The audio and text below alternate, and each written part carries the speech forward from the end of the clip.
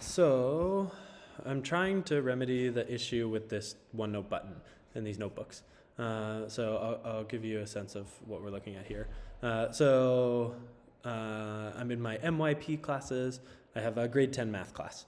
And so I come to this class. I'm going to be using this student, Hannah, and I've grabbed her login info so we can kind of look at it from the student side as well. What happens when I click this OneNote button, this is my Toddle, right? So I've created this notebook. This notebook you created and linked to your course. So this is the notebook that I've created. This notebook exists over here in OneNote. So if I go to OneNote, I've also opened it there. It is this one. We can see that I manually added all the students.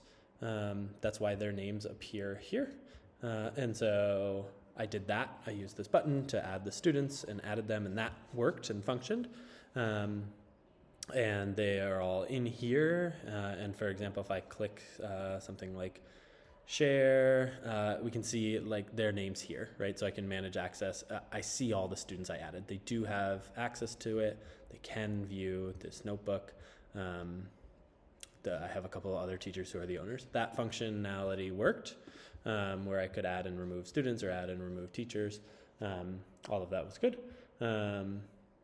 When it did that, it sent an email to each of those students. So it sent an email to each student on my list. They got an email about having access to that notebook.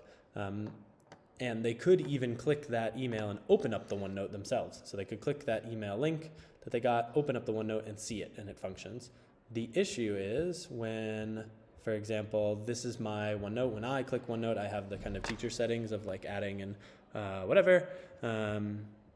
You can't actually see the notebook itself, but I don't know if that's just because Toddle doesn't have that functionality to actually see the contents of the notebook. But what happens when a student does it is, so I have this window, this is Hannah, we can just go through the clicks. I'm Hannah, and I'm going to her grade 10 math, which is the one that she's in with me. And when she clicks this OneNote button, right, so her other things in here are fine.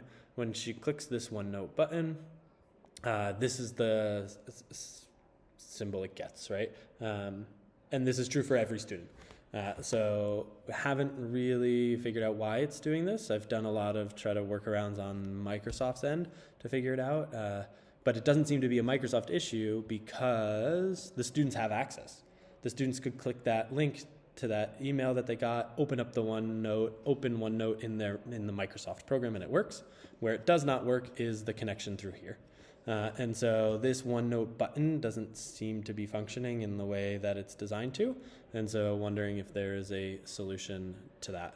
I'm happy to make another video if I need to explain something, but this is kind of where we're at. How do we get this OneNote button to actually display the OneNote, or at least a link to the OneNote that is functional and not this kind of dead link broken?